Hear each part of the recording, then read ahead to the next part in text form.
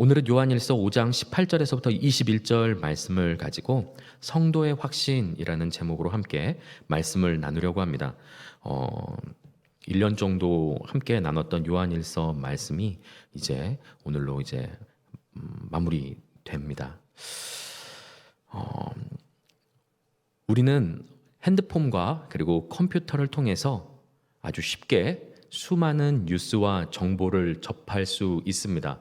정보의 홍수 시대를 살고 있다고 말을 해도 과언이 아니죠. 정말 수많은 뉴스와 이야기거리가 우리의 눈을 현혹시키고 우리가 하려고 했던 일들을 잊게 만들고 엉뚱한 뉴스의 클릭에 계속 그 수렁에 빠지게 만드는 것이 요즘 인터넷 문화라고 할 수 있습니다.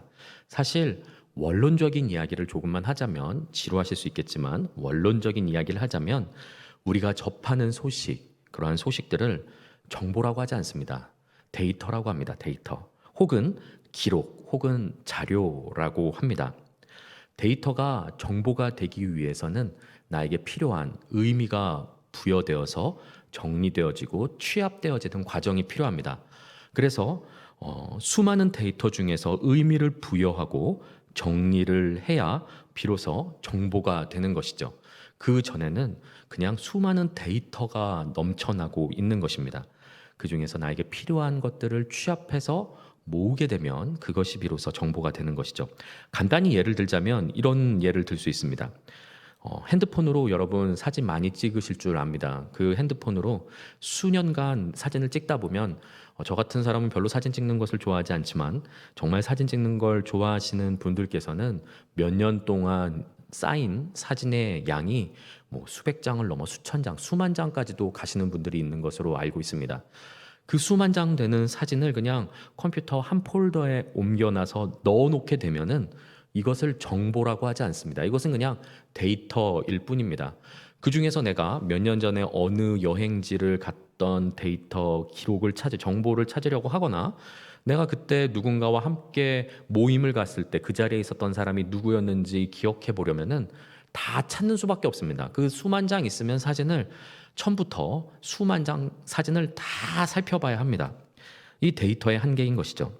그런데 사진들의 이제 연도별 혹은 장소별, 인물별, 사건별 등으로 의미를 부여해서 분류 및 정리를 하게 되면 그것은 이제 정보가 됩니다. 그래서 몇 년도의 추억, 누군가의 사진첩, 아니면 무슨 여행, 기록, 뭐 이렇게 되는 것이죠. 데이터와 정보의 차이가 있다는 말씀을 드리고 있습니다. 우리는 이렇게 수집된 정보를 통해서 이 정보들이 또 모이게 되면은 그 정보를 통해서 특별한 주제에 대한 이치를 깨달아 알게 됩니다. 무엇인가를 터득해서 알게 되죠. 단순히 데이터와 정보를 취합하는 수준에서 끝나는 것이 아니라 이것을 정보를 계속해서 받아들여서 내가 어떠한 특별한 이치를 깨달아 아는 경지에 이르고 수준에 오르게 되면은 이제는 그 정보를 통해서 내가 삶 가운데 활용하거나 또한 응용하거나 적용할 수 있게 되는데 그때는 이것을 정보라고 하지 않고 지식이라고 합니다. 이제 데이터가 정보에서 지식까지 올라가는 단계에 대해서 말씀드리고 있는 것이죠. 또한 자신이 알고 있는 정보와 지식을 바른 방법으로 아주 유용한 방법으로 적재적소에 사용할 줄 아는 능력 혹은 순발력, 정말 필요한 곳에 필요한 말을 하고 필요한 정보를 통해서 문제를 해결하거나 다른 사람들의 어려움을 해결해 주거나 하는 이러한 능력을 우리는 지혜라고 말할 수 있을 것입니다. 지혜는 인간이 노력해서 좀처럼 얻을 수 있는 것은 아닌 것 같습니다. 하나님께서 주셔야만 받을 수 있습니다. 그리고 지혜는 하나님께서 주시는 것이기도 하지만 개인의 성품과 태도에 많은 영향을 받습니다. 이게 무슨 말씀인가 하면 예를 들어서 이렇게 말씀드릴 수 있습니다. 개인의 성품과 태도가 교만한 사람이 있습니다. 굉장히 교만하죠. 교만한데 그 사람은 많은 지식을 쌓고 있습니다. 많은 것을 공부해서 많은 이치와 또한 어떤 경지에 이르게 된 겁니다. 지식을 많이 쌓게 된 것이죠. 이 교만한 사람이 지혜를 동시에 겸비하는 것은 쉽지 않습니다. 왜냐하면 교만한 사람은 자신의 지식을 여러 사람의 공공의 선과 타인을 위해서 사용하는 것이 아니라 자신이 아는 것을 드러내고 인정받기 위한 목적으로 사용하기 때문입니다. 교만한 사람의 지식은 사용되는 것을 보면 내가 이렇게 많이 알아. 내가 그것을 이미 알고 있었어. 문제가 터지고 난 후에 내가 그때 그래서 그렇게 말하지 않았느냐. 나는 그걸 다 알고 있었다. 이미 문제는 터졌는데 자신의 아는 것을 과시하게 되는 것이죠. 말할 때와 장소와 방법을 잘 분별하지 못합니다. 왜냐하면 다른 사람들과 공공의 선과 이익을 위해서 지식을 사용하는 것이 아니라 자신이 아는 것을 과시하기 위해서 사용하기 때문이죠. 분별력이 없는 것입니다. 아는 것을 전할 때와 멈출 때를 구분하지 못합니다. 들어야 할 때와 말할 때를 구별하지 못하죠. 그래서 들어야 할 때 중간에 말을 끼어들고 말을 하게 됩니다. 말을 끊고 중간에 들어가게 되는 일들이 발생하게 됩니다. 아는 것을 과시하기 위해서 때로는 거침없이 무례한 방법을 사용하기도 합니다. 왜냐하면 내가 아는 것을 인정받지 못하는 것을 도저히 참지 못하기 때문이죠. 그래서 자기가 옳다는 것, 그리고 자기가 많이 알고 있다는 것을 어떻게 해서든 납득시키고 그 사람에게 인정받아야 되기 때문에 거침없이 무례한 방법도 사용합니다. 그래서 교만한 사람은 지식이 많을 수는 있지만 지혜를 동시에 갖는 것은 굉장히 어렵습니다. 그래서 우리는 주변에서 지식은 많을진 모르지만 정말 아는 것이 참 많다. 자팍다식하다. 네. 라고 생각할지는 모르겠지만 지혜가 없는 사람을 참 많이 봅니다. 지식은 많지만 지혜가 없다. 참 말할 때를 분별할 줄 모른다. 라는 것을 발견할 때가 참 많습니다. 우리가 그리스도인이라면 많이 아는 것을 자랑하기보다는 타인의 이야기를 듣는 마음, 솔로몬이 구했던 마음이죠. 듣는 마음, 명철과 지혜를 하나님께 마땅히 구해야 할 것입니다. 오늘은 지혜에 대해서 말씀을 나누려고 하는 것이 아니라 지식에 대해서 좀 이야기를 나누려고 합니다. 세상은 지식을 원합니다. 굉장히 지식을 갈구하죠. 최신 정보를 선점하는 사람이 경쟁에서 승리한다고 여기며, 그리고 또 이제 중요한 정보들, 핵심 정보 같은 경우는 아주 비싼 값에 사고 팔리기도 합니다. 어떤 정보를 가지고 있느냐, 그리고 그 정보를 이끌어낼 수 있는 어떤 지식을 갖고 있느냐에 따라 세상에서는 사람의 어떤 몸값이라고 해야 될까요? 대우받는 그러한 처우가 달라지는 것을 볼 수가 있습니다. 얼마나 많이 아느냐가 그 사람의 힘이 된다는 말씀입니다. 그런데 우리는 지식을 갈구하되 지식에서도 우선순위가 있다. 지식에서도 어떤 지식이 더 중요하고 어떤 지식이 더 중요하지 않은지, 이런 우선순위가 있다는 것을 기억하고 우선순위가 높은 지식을 더 갈망하고 갈구해야 되는 필요성이 있습니다. 지식 중에 최고의 지식, 다른 지식은 잘 모르더라도 사람이라면 마땅히 알아야만 하는, 반드시 알아야 하는 지식이 있습니다. 굉장히 중요한 지식이죠. 바로 하나님을 아는 지식입니다. 이 지식이 없으면 이 땅에서 아무리 많은 것을 알아서 과시하고 인정받고 산다 할지라도 그 이후의 삶에 대해서는 어떻게 장담할 수가 없습니다. 하나님을 아는 지식, 바로 이 지식이야말로 우리 성도가 가장 추구하고 갈구해야 할 지식입니다. 사도 요한은 그가 쓴 복음서와 그리고 또 서신서 말씀을 보면 얼마나 하나님을 아는 지식에 대해서 열정이 있었고, 그리고 또 그 지식을 사랑했는가에 대해서 너무나 잘 알 수가 있습니다. 특별히 하나님을 아는 지식과 그 지식의 원천에 대해서 매우 깊은 관심을 가지고 있는 것을 복음서와 서신서를 보면은 알 수가 있습니다. 사람은 하나님께서 자기 자신을 스스로 알려주신 만큼만 하나님을 알 수 있습니다. 우리는 흔히 이것을 계시라고 말씀합니다. 하나님께서 자신을 계시하신 만큼만 우리는 하나님을 알 수가 있습니다. 스스로 노력하고 하나님이 알려주시지 않은 사항에 대해서 스스로 공부하고 추리하고 어떻게 추측해서 세상의 학문으로 연구해서 예지해서 절대로 알 수 없습니다. 하나님을 아는 지식은 온전히 하나님께서 자신을 계시하신 만큼만 알 수 있습니다. 그렇기 때문에 세상에서 공부를 해가지고선 세상 지식을 가지고서는 도저히 하나님을 알 수 없는 것이죠. 하나님을 통해서, 말씀을 통해서 온전히 하나님을 알 수 있는 것입니다.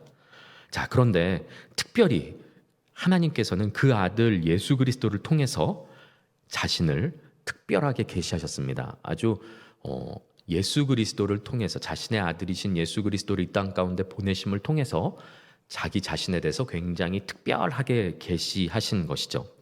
하나님을 아는 지식의 원천이 바로 여기에 있습니다. 예수 그리스도를 아는 것, 그것이 바로 하나님을 아는 지식과 맞닿아 있다는 것이죠. 왜냐하면 예수 그리스도를 보는 자가 바로 하나님을 보는 자다라고 예수님께서 말씀하셨죠. 예수님을 통해서 우리는 하나님을 알 수가 있습니다. 하나님께서 어떠한 성품을 가지시고 어떠한 능력을 가지신 분이신지 예수님을 통해서 우리는 알 수 있는 것이죠. 그리스도를 바라보면 하나님을 알 수 있습니다. 그런데 이 하나님을 아는 지식은 우리의 영생과 직결되어 있습니다. 요한복음 17장 3절 말씀에서는 그래서 이렇게 말씀하시죠.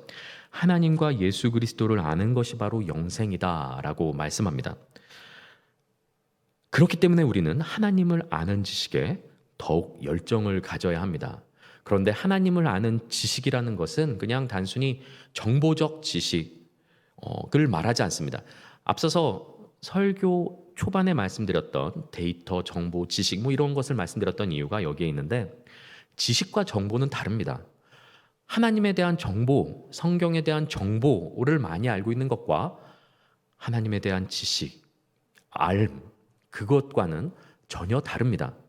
그냥 단순히 공부하고 노력하고 외워서 하나님에 대한 정보를 수집해서 하나님을 알 수 있습니다. 그렇지만 하나님과 동행함으로 하나님께서 말씀 가운데 자신을 계시하신 그 하나님의 말씀을 믿음으로 내 삶 가운데서 살아갈 때 하나님께서 그 말씀을 내 삶 가운데서도 동일하게 역사하시고 일하시는 하나님의 섭리와 은혜를 발견할 때 비로소 하나님이 말씀 안에서만 갇혀 계신 하나님이 아니라 내 삶 가운데서도 역사하시고 나와 동행하시고 내 삶을 인도하시며 나를 구원하시고 도우시는 참 하나님이시구나라는 것을 발견하게 됩니다. 경험적으로 알게 되는 것이죠. 이것이 바로 하나님을 아는 지식이 됩니다. 단순히 그냥 성경만 안다고 해서 정보적 지식만 머릿속에 싼다고, 정보만 머리에 쌓는다고 해서 하나님을 알 수 있다고 말할 수 없는 것이죠. 누군가가 저의 이력서를 보고서 저에 대해서 안다라고 말할 수 없을 것입니다. 오히려 이력서에 있는 어떤 저의 생년월일이나 저의 이름에 어떤 한자로 쓰는 그런 한문 표기나 본적이나 그런 것을 모른다 할지라도 저와 함께 동행하며 친밀한 관계를 누리면서 저와 함께 동고동락하고 이야기하며 저의 마음과 그리고 나의 생각과 그리고 나의 취향들을 알아서 그에 맞추어서 함께 동행하는 사람이 오히려 더 저에 대해서 잘 안다라고 제가 말할 수 있는 것처럼, 단순히 어떤 정보적 지식, 나의 전화번호, 주소, 본적, 어떤 가족 관계, 취미, 특기, 그런 정보만을 알고 있는 것을 나를 안다라고 말할 수 없는 것처럼, 우리는 하나님을 아는 지식을 단순히 정보적인 측면에서 머물러서는 안 된다는 말씀입니다. 하나님을 아는 지식에까지 나아가야 하는 것이죠. 하나님과 내 삶 가운데서 경험하고 친밀한 교제를 누리며 동행할 때야 비로소 그 지식은 쌓이게 되는 것입니다. 그렇기 때문에 우리는 하나님을 아는 지식에 더욱 열정을 가지고 하나님과 동행해야 하는 것입니다. 사도 요한은 요한일서 결론부에서 이미 우리가 알고 있는 하나님에 대한 지식을 점검합니다. 그래서 우리가 무엇을 안다, 우리가 이미 무엇을 알고 있노라 라고 말하면서 대략 후반부에 5가지 혹은 6가지로 볼 수도 있지만 그것을 2가지를 좀 1가지로 이렇게 종합해서 5가지 정도로 하나님을 아는 지식을 점검하는 것을 볼 수가 있습니다. 오늘 말씀을 통해서 하나님을 아는 지식을 우리의 확신으로 붙잡길 소망합니다. 그래서 단순히 하나님은 그냥 이런 분이시지라고 정보적으로만 알고 있는 것이 아니라 하나님은 그런 분이야 라고 확신하는 단계까지 이를 수 있는, 바로 성도의 확신까지 이룰 수 있는, 하나님을 경험했기 때문에, 내 삶 가운데서 체험했기 때문에, 하나님의 성품과 능력을 내 삶 가운데서 맛보았기 때문에, 동행했기 때문에 알게 되는 확신에까지 이르게 되는 우리의 하나님에 대한 지식, 우리의 믿음이 되길 예수 그리스도 이름으로 소망합니다. 먼저 두 가지 지식은 사실 앞선 본문에서 나눴습니다.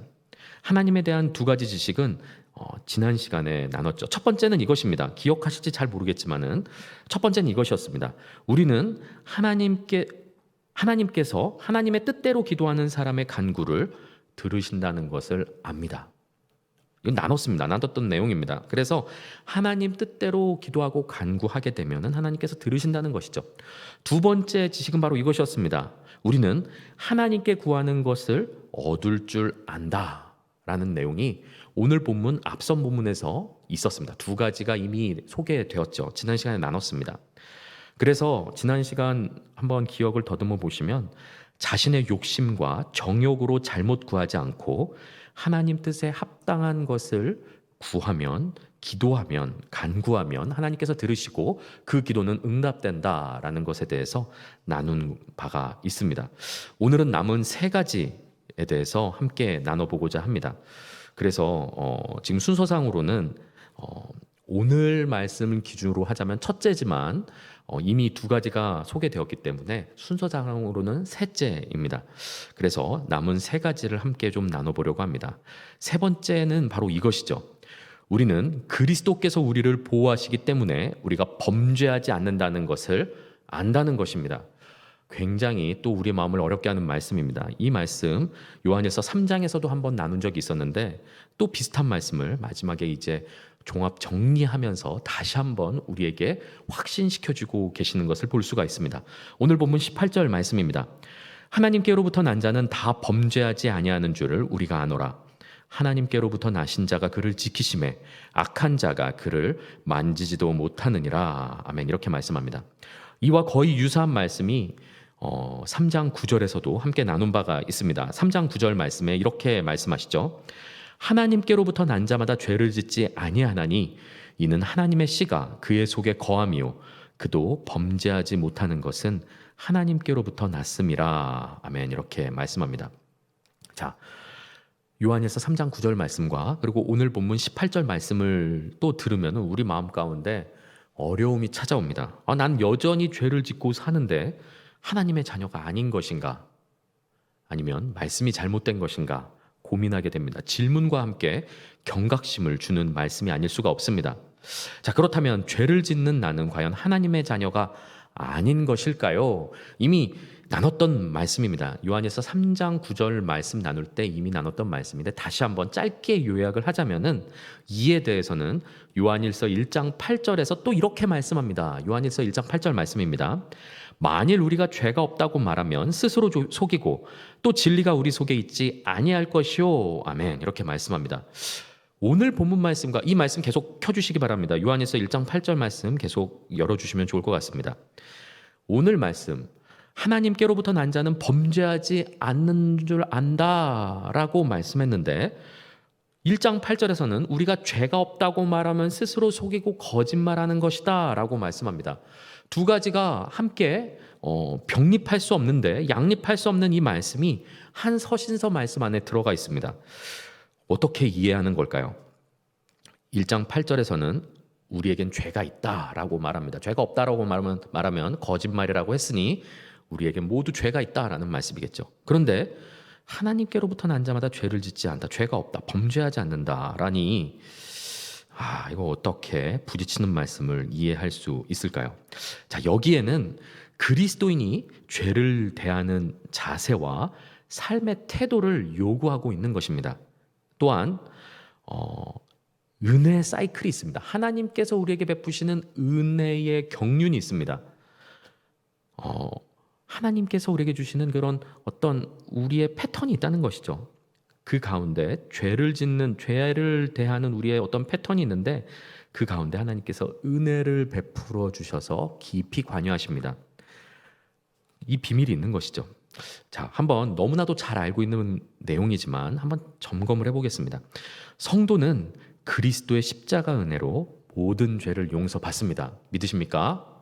네, 모든 죄, 용서받지 못할 죄는 없습니다. 지난 시간에 이미 나눴습니다. 만약에 용서받지 못할 죄가 있다면 예수님의 능력이 부족한 것이죠. 용서받지 못할 사람이 있다면 그 사람은 예수님보다 큰 자입니다. 그러니 예수님께서 능력이 부족하셔서 죄를 지우지도 못하시고 그 사람의 죄를 용서하지도 못하시는 것이죠. 그런데 이 땅에 예수님보다 더 높은 사람이 있겠습니까? 예수님보다 더 큰 죄가 있겠습니까? 없습니다. 따라서 예수님의 십자가 보혈의 공로와 그 은혜 아래에서 용서받지 못할 죄란 없습니다. 자, 그래서 하나님께로부터 난 자는 사망에 이르는 죄를 지을 수 없다라고 지난 본문에서 말씀했습니다. 왜냐하면 회개하면 용서받기 때문이죠. 그런데 이 은혜가 우리로 하여금 죄를 계속 짓게 되는 당위성과 허가증이 되어서는 안 된다는 것입니다. 무슨 말씀이냐면 이런 말씀입니다. 죄를 지어도 회개하면 용서받으니까 마음껏 죄를 짓자. 지금 내가 내 육신의 정욕을 따라서 죄를 짓게 될 것인데 죄를 짓고 회개하면 용서받는데 회개하고 난 다음에도 또 죄를 지을 거야. 내가 나를 보니까 습관적인 죄가 있어. 난 또 죄를 지을 거야. 그러니까 그냥 지금 죄를 짓고 회개하지 말고 차라리 몰아서 한 번에 회개를 하자. 그래서 어차피 회개만 하면 다 용서받잖아. 십자가의 능력이 아주 크시잖아. 나의 죄보다 크잖아. 그러니 마음껏 죄를 짓자. 그래, 나는 연약한 사람이야. 나는 죄를 지을 수밖에 없는 죄인이었지. 그러니 나는 죄를 지을 수밖에 없는 존재야. 하나님도 이해하실 거야. 연약하심을 다 아시지. 예수님께서 십자가 성육신 하시면서 나의 연약함을 다 체휼하셨지. 나의 연약함을 아실 거야. 그러니 한 번에 몰아서 회개하자. 이렇게 생각을 한다면 올바른 생각이 아니라는 것입니다. 그것은 십자가 은혜를 마치 죄를 짓는 허용권으로 생각하게 되는 일들입니다. 십자가 은혜를 너무 강조하다 보니 우리의 신앙에서 은혜가 그렇게 강조할 만큼 큽니다. 그렇게 능력이 있습니다. 십자가 은혜는 그만큼 능력이 있습니다. 그런데 그것을 너무나 강조하고 그것에 너무 나의 죄에 어떤 핑계거리로 삼게 되면은 나의 책임이 모두 다 희미해져 버린다는 것이죠. 나의 삶의 태도가 새 사람다운 삶을 살 수 없게 된다는 말씀입니다. 사도 요한은 지금 이것을 말씀하고 있는 것이죠. 오늘 바로 앞선 본문에서 성도는 그리스도의 십자가 은혜로 모든 죄를 용서받는다라는 말씀에 대해서 나눴습니다. 그 이후에 바로 하나님께로부터 난 자는 범죄하지 않는다는 말씀을 한 이유는 목회적인 목적이 있는 것입니다. 십자가를 의지하면서 마음껏 죄를 지어야지 라고 생각하는 것은 악한 마음이다. 나는 연약하니까 죄를 짓는 게 당연해. 난 또 죄를 지을 거야. 마음껏 죄를 지어야지. 난 또 죄를 지을 거니까. 이게 악한 생각이라는 것입니다. 로마서에서는 이러한 생각에 대해서 무엇이라고 말씀하냐면 로마서 6장 1절에서부터 2절에서 이렇게 말씀합니다. 그런즉 우리가 무슨 말을 하리요? 은혜를 더하게 하려고 죄에 거하겠느냐? 그럴 수 없느니라. 죄에 대하여 죽은 우리가 어찌 그 가운데 더 살겠느냐? 라고 말씀합니다. 이 말씀은 사도 바울이 십자가 은혜에 의지해서 계속해서 마음껏 죄를 짓는 사람에게 은혜를 더하게 하려고 계속 죄를 짓겠느냐라고 지금 질문하고 있는 말씀입니다. 마치 나는 죄인이니까 또 죄를 짓게 될 거야. 죄를 지어도 십자가 앞에 달려가서 회개하면 용서받으니까 편하게 죄를 지어야지.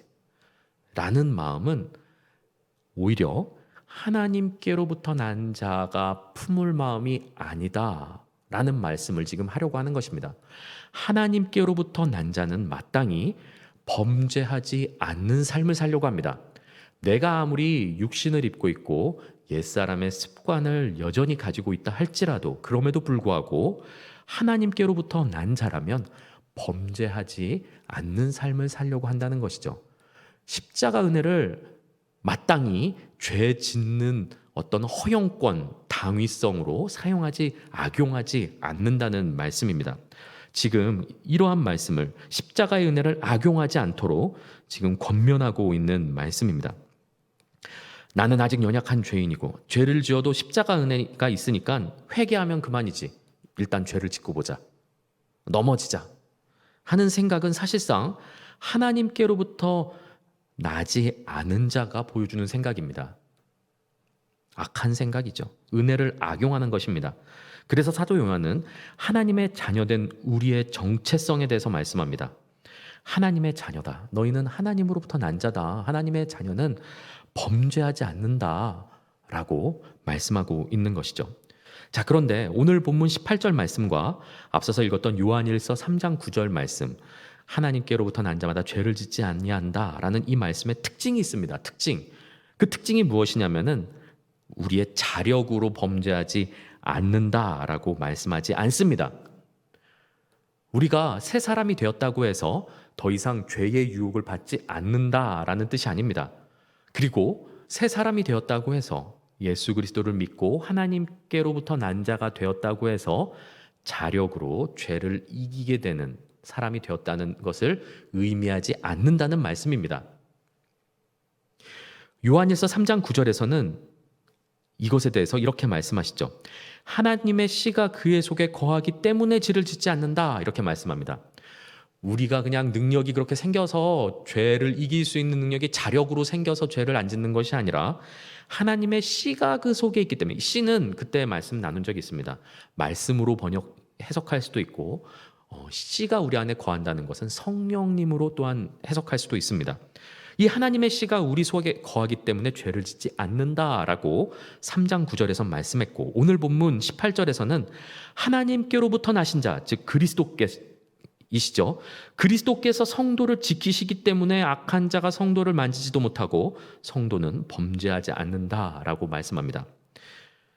우리 자력으로 죄를 짓지 않는 것이 아니라 하나님의 씨가, 그리고 그리스도께서 우리를 지키시기 때문에 우리가 죄를 짓지 않는다라고 말씀하죠. 그래서 요한일서 3장 6절에서는 또 이렇게 말씀합니다. 요한일서 3장 6절 말씀입니다. 그 안에 거하는 자마다 범죄하지 아니하나니 범죄하는 자마다 그를 보지도 못하였고 그를 알지도 못하였느니라. 이렇게 말씀합니다. 전부 다 조건이 있습니다. 범죄하지 않는 사람에겐 전부 다 조건이 붙는 것을 알 수 있습니다. 요한일서 3장 6절에서는 그 안에 거하는 자마다라고 말씀합니다. 우리가 그리스도 안에 거해야 범죄하지 않는다는 말씀을 하고 있는 것입니다. 즉 우리가 그리스도를 바라보고 그리스도가 내 삶의 주인이심을 고백하며 매일의 삶 가운데 친밀한 교제를 나누고 동행할 때에 우리는 죄를 짓지 않을 수 있습니다. 그때는 분명히 그리스도의 능력으로 우리 안에 있는 하나님의 씨의 능력으로 말미암아 죄를 짓지 않을 수 있습니다. 그렇지만 나의 시선을 세상으로 돌리고 나의 욕심을 추구하며 내가 내 삶의 주인임을 자처하는 순간 하나님의 말씀보다 나의 뜻을 이루기 위해 하나님의 나라와 의를 위해 사는 것이 아니라 나의 욕심, 이미 앞에서 나눈 바가 있었던 것처럼 육신의 정욕, 안목의 정욕, 이생의 자랑을 위해서 살게 된다면 그리스도 안에 거하지 않게 되는 것이죠. 그때는 여지없이 죄를 짓게 됩니다. 범죄하게 되는 것이죠. 왜 그렇습니까? 그리스도 안에 거하지 않고 있기 때문입니다. 성도가 죄를 짓는 이유는 그리스도 안에 거하지 않기 때문입니다. 그리스도와 함께 동행하며 하나님을 의식하고 있을 때 죄를 지을 수 있는 사람이 누가 있겠습니까? 비단 하나님뿐만 아니라 우리가 함께 여기서 모여 있을 때 다른 사람이 나와 함께 있다는 것 인식하기만 해도 우리의 범죄는 많이 줄어듭니다. 왜냐하면 다른 사람의 눈을 의식하기 때문이죠. 제가 여기서 다른 사람들이 뻔히 보고 있는 데서 도둑질을 하거나 살인을 할 수 없습니다. 물론 없어도 안 합니다, 여러분. 그런데 없어도 안 하는데 이와 같이 하나님께서 나와 함께 동행하시는구나. 내가 하나님을 의식하고 그리스도를 바라보며 살고 있는 사람은 그리스도께서 나를 지금 나와 함께 동행하시며 나를 바라보고 계시는구나 라고 인식하는 사람, 동행하는 사람, 친밀한 교제를 나누고 있는 사람은 범죄하지 못한다는 것이죠. 왜냐하면 예수님께서 나를 바라보고 계시고 나와 동행하고 계시기 때문이죠. 옆에 계시잖아요. 그런데 그것을 잊어버리고 예수님을 바라보지 않고 나의 시선이 세상으로 향하는 순간 우리는 여지없이 죄를 짓고 넘어지게 됩니다. 자, 그렇다고 계속해서 죄에 거합니까? 그렇지 않습니다. 하나님께서는 다 안전장치를 마련해 주셨습니다. 요한일서 1장 9절 말씀입니다. 만일 우리가 우리 죄를 자백하면 그는 미쁘시고 의로우사 우리 죄를 사하시며 우리를 모든 불의에서 깨끗하게 하실 것이요. 아멘. 이렇게 말씀합니다. 회개하면 다시 죄 사함을 받습니다. 다시 원점으로 이야기가 돌아왔습니다. 회개하면 용서를 받습니다. 자, 그렇다면 이제 어떻게 살아야겠습니까? 또 회개하면 용서받으니까 죄를 지어야겠다. 마음껏 죄를 지어야지. 죄의 면죄부를 받은 것처럼 그렇게 살아야겠습니까? 내가 죄를 짓는 것이 당연하다고 여기며 나는 죄인이고 연약하고 죄성이 있으니까 죄 짓는 것이 당연하다고 여기며 허랑방탕하게 살고 방만한 인생을 살아야겠습니까? 그렇지 않다는 것입니다. 너희가 누구인지 기억하라. 하나님께로부터 난 자이다. 하나님의 자녀이다. 너희의 정체성을 기억해라. 그리스도와 함께 동행하며 그 안에 거하고 그와 친밀한 교제를 나누며 그의 도우심으로 말미암아 죄에서부터 벗어나라 라고 교훈하고 있는 말씀인 것이죠. 따라서 더 이상 죄를 이길 수 없다. 죄를 지을 수밖에 없는 존재다. 나는 또 죄를 짓게 될 것이다. 라고 자처하지 마시기 바랍니다. 그건 사단이 가져다주는 거짓말입니다. 마귀가 가져다주는 거짓말입니다. 나는 할 수 없으나 우리 안에 거하시는 하나님의 씨와 우리와 동행하시는 그리스도께서 우리를 지키심을 믿으시기 바랍니다. 우리가 죄를 이기는 방법, 유일한 방법은 나의 의지와 나의 결심이 아니라 예수 그리스도 안에 거하며 그분과 함께 동행하는 것, 그 외에는 방법이 없습니다. 그 동행을 벗어나는 순간 또 넘어지게 되는 것이 우리의 연약함이죠. 따라서 사랑하는 성도 여러분, 요한 일서의 아주 큰 주제처럼 언제나 예수 그리스도와 친밀한 교제, 코이노니아를 이루며 살아가시길 예수 그리스도의 이름으로 축복합니다. 그럴 때 우리는 바로 사랑할 수 있고 죄를 이길 수 있습니다. 자, 시간이 좀 많이 지나가서 네 번째 내용 보겠습니다. 19절 말씀인데요. 네 번째 우리가 아는 것은 바로 이것입니다. 우리는 하나님께 속하고 온 세상은 마귀의 권능 아래 속해 있다는 것을 안다는 것입니다. 19절 말씀입니다. 또 아는 것은 우리는 하나님께 속하고 온 세상은 악한 자 안에 처한 것이며 이렇게 말씀합니다. 우리는 세상을 분별할 수 있어야 됩니다. 세상은 마귀가 불법 점거하고 무단으로 통치하는 상태입니다. 이것은 하나님께서 원하시는 상황은 아니었습니다. 모두 인간의 죄악으로 인해서 인간이 하나님께로부터 받은 그 권한이 고스란히 마귀의 노예가 되면서 마귀에게 뺏겼기 때문이죠. 따라서 세상은 괴뢰 정권과 같습니다. 괴뢰 정권 무엇입니까? 허수아비 꼭두각시 정권과 같다는 것입니다. 세상을 바라보면 사람이 세상을 통치하는 것 같아 보이지만 그 뒤에서 죄인인 그 사람을 노예처럼 부리는 사탄의 거짓 가르침, 거짓 교훈, 그리고 그들의 사상에 휩쓸린 자들, 따르는 자들, 그 세속적 가치관을 따르는 자들에 의해서 세상은 통치되고 있습니다. 결국 마귀가 원하는 대로 세상은 통치되고 있는 것이죠. 악한 자 아래 세상은 처해 있다는 것을 말씀합니다. 우리는 그것을 안다는 것입니다. 세상은 마귀의 영역입니다. 우리는 하나님의 자녀이죠.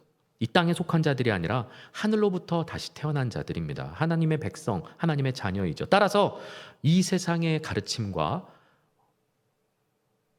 유행을 그리고 가르침을 따라서는 안 된다는 것입니다. 분별할 줄 알아야 되고 또 거룩하게 분별되어져야 된다는 것입니다. 이 땅에 소망을 두어서도 안 되고 세상을 사랑해서도 안 됩니다. 우리의 소망과 사랑의 대상은 오직 하나님과 그의 아들 예수 그리스도이시며 또한 우리 성도분들이 바로 사랑의 대상이라는 것을 잊지 말아야 합니다. 이 생각을 온전히 하지 못하고 알지 못하고 살게 되면 세상에 금방 휩쓸립니다. 분별하지 못하고 그냥 휩쓸려 가는 것이죠. 그렇게 살아서는 안 된다는 것이죠. 다섯 번째는 바로 이것입니다. 우리는 그리스도께서 우리에게 지각을 주셔서 하나님을 알게 하셨다는 것을 압니다. 무슨 말씀인가? 20절 말씀입니다. 또 아는 것은 하나님의 아들이 이르러 우리에게 지각을 주사 우리로 참된 자를 알게 하신 것과 또한 우리가 참된 자 곧 그의 아들 예수 그리스도 안에 있는 것이니 그는 참 하나님이시오 영생이시라. 아멘. 이렇게 말씀합니다. 20절 말씀은 하나님을 아는 참된 지식, 설교 초반에 말씀했던 하나님을 아는 참된 지식과 그 지식의 원천을 아주 획기적으로 요약한 말씀입니다.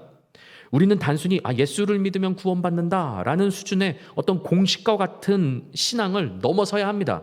그냥 단순히 암기하고 있는 수준의 믿음에 머물러서는 안 되고 더 친밀한 단계까지 나아가야 됩니다. 동행해야 하며 하나님을 아는 지식을 더욱더 갈구해야 하며 삶 가운데서 동행함을 통하여 말씀에 약속된 그 약속들이 기록되어져 있는 약속들이 단순히 그냥 문서로만 남아있는 그런 약속이 아니라 내 삶 가운데서도 이루어지고 있다는 것을 경험해야 한다는 말씀이죠. 하나님을 알아가야 됩니다. 삶을 통해 알아가야 됩니다. 단순히 그냥 예수 믿으면 구원받는다 수준에서 벗어나서 예수님과 동행해야 된다는 말씀을 드리고 있는 것입니다. 왜 그렇습니까? 우리는 그렇게 넘어설 수 있는 이유가 무엇이냐면 예수님께서 우리에게 지각을 주셨다라고 말씀합니다. 우리에게 지각을 주셨기 때문에 알 수 있는 것입니다. 여기서 지각이라는 단어는 참된 것을 알 수 있는 능력과 또 알고자 하는 마음을 의미합니다. 능력만 주신 것이 아니라 의지도 주신 것이죠. 무엇을요? 하나님을 알고자 하는 마음을 주신 것입니다. 그것이 바로 지각이 의미하는 단어의 뜻입니다. 우리는 예수님께서 주신 지각을 통해서 진리를 알 수 있습니다. 20절 말씀을 보니 참된 자를 알게 한다라고 말씀합니다. 참된 자 누구십니까? 하나님이시죠. 하나님을 알게 하신 것입니다. 예수 그리스도를 통해서 예수님께서 주신 지각을 통해서 하나님을 알게 됩니다. 예수님을 통해서 하나님을 알게 되는 것이죠. 예수님께서 지식의 원천이 되시는 것입니다. 또한 우리가 참된 자, 그의 아들 예수 그리스도 안에 있는 것, 그 안에 거하는 것, 상호내주이죠. 우리가 그 안에 거하고 그가 우리 안에 거하는, 우리가 함께 상호내주하고 있는 것, 예수님과 내가 상호내주하고 있는 것을 안다라고 말씀합니다. 성령님께서 우리 안에 내주하고 계신다는 것을 안다는 말씀이죠. 뿐만 아닙니다. 예수님께서 참 하나님이시고 그가 바로 다름 아닌 영생이신 것을 안다라고 말씀하고 있습니다. 영생은 그냥 단순히 죽어서 누리는 것이 아니라 영원히 시간적인 개념으로 오래 사는 것이 영생이 아니라 이 땅에서부터 예수님을 내 삶의 주인으로 모시고 살며 친밀한 교제와 동행을 통해서 영생을 누릴 수 있게 되는 것입니다. 그렇기 때문에 요한복음 말씀에서는 영생이 그냥 시간적 개념이 아니라 하나님과 그 아들 예수 그리스도를 아는 것이 영생이다라고 말씀하고 있는 것이죠. 죽어서 영생을 누리는 것이 아니라 이 땅에서도 우리는 영생을 누릴 수 있는 것입니다. 그것에 대해서 말씀하고 있는 것이죠. 따라서 사랑하는 성도 여러분, 예수님과 더욱 친밀한 교제로 나아가시길 바랍니다. 그래서 이 땅에서부터 영생을 누리시길 바랍니다. 그 지각을 예수님께서 허락해 주셨습니다. 하나님을 더욱더 알아가길 원합니다. 세상에서 성공하고 어떻게 하면 더 행복하게 살까? 어떻게 하면 더 재산을 불릴 수 있을까? 어디에 더 투자하고 무엇을 더 많이 사야 어디에 가치 투자를 해야 내가 이익을 얻을 수 있을까? 연구하여서 그런 지식을 쌓는 데만 몰입하는 것이 아니라 하나님을 아는 지식, 하나님과 동행, 어떻게 하면 하나님과 동행해서 내 삶 가운데 그리스도의 평강을 누리며 내 삶을 천국으로 만들고 영생을 누리며 살 것인가? 어떻게 하면 하나님 말씀 가운데 순종함으로 나의 삶을 통하여 하나님의 뜻을 이루어 갈 것인가? 어떻게 하면 내 삶 가운데 하나님의 나라가 임해서 내가 밟는 그 땅마다 악한 마귀에 속한 그 세상이 내가 있는 곳마다 하나님의 영역으로 바꾸어 갈 것인가에 대한 고민이 우리 안에 있어야 된다는 것입니다. 사도 요한은 마지막으로 권면을 합니다. 21절 말씀입니다. 자녀들아 너희 자신을 지켜 우상에게서 멀리하라. 아멘. 이렇게 말씀합니다. 우상은 20절에서 말씀한 참 하나님과 그의 아들 예수 그리스도와 대조를 이루는 대상이라고 말할 수 있습니다. 세상을 사랑하는 마음을 우상으로 대표하고 있는 것이죠. 이 땅에 속한 육신의 정욕, 안목의 정욕, 이생의 자랑으로 대표되는 세상을 사랑하는 마음을 대표해서 우상이라고 표현하고 있습니다. 골로새서 말씀 새벽에 나누고 있는데 골로새서에서는 바울이 권면한 것처럼 성도는 자기 자신을 지켜서 땅에 속한 지체를 죽이고 하늘에 속한 것을 추구하는 삶을 살아가야 합니다. 그것이 바로 우상에게서 멀리하는 것이죠. 땅에 속한 지체를 죽이고 하늘에 속한 것을 추구하는 삶을 살아야 한다는 것입니다. 옛사람을 벗고 새 사람을 입어 하나님의 자녀답게 사는 것이 성도의 본분입니다. 구약 성경은 시편에서는 우상에 대해서 이렇게 말씀합니다. 시편 115편 4절에서부터 7절 말씀입니다. 그들의 우상들은 은과 금이요 사람이 손으로 만든 것이라. 잘 보십시오. 입이 있어도 말하지 못하며 눈이 있어도 보지 못하고 귀가 있어도 듣지 못하고 코가 있어도 냄새 맡지 못하며 손이 있어도 만지지 못하고 발이 있어도 걷지 못하며 목구멍이 있어도 작은 소리조차 내지 못하느니라. 아멘. 이렇게 말씀합니다. 시편에서는 우상에 대해서 이렇게 말씀합니다. 그런데 기억하실지 모르겠지만은 요한일서 처음 나누던 날 요한일서 1장 1절을 나눌 때 요한일서는 요한일서 제일 마지막 절과 연결되어져 있다. 이 조금 학문적으로 얘기하면 인클루지오를 이루고 있다. 연결되어져 있다라고 말씀을 나눈 적이 있었는데 이제 다시 한번 요한일서 1장 1절 말씀을 보겠습니다. 태초부터 있는 생명의 말씀에 관하여는 우리가 들은 바라는 것은 예수님께서 말씀하셨다는 것이죠. 우상과 비교됩니다. 입이 있어도 말하지 못하는 시편 말씀에 의하면 입이 있어도 말하지 못하는 우상과 대조되고 있는 것이죠. 우리가 들은 바요, 눈으로 본 바요, 자세히 보고 우리의 손으로 만진 바라. 이렇게 말씀합니다. 우상과 예수님이 극명하게 대조를 이루고 있는 것을 볼 수가 있습니다. 우상은 이 땅에 속한 것으로 마치 아침 해가 떠오르면 모두 다 증발해버리는 새벽 이슬과도 같습니다. 새벽 이슬이 좋은 의미로 사용되기도 하지만은 아주 허탄한 것으로 사용될 때는 굉장히 유한하고 허망한 것으로 사용되죠. 이슬과 같은 것입니다.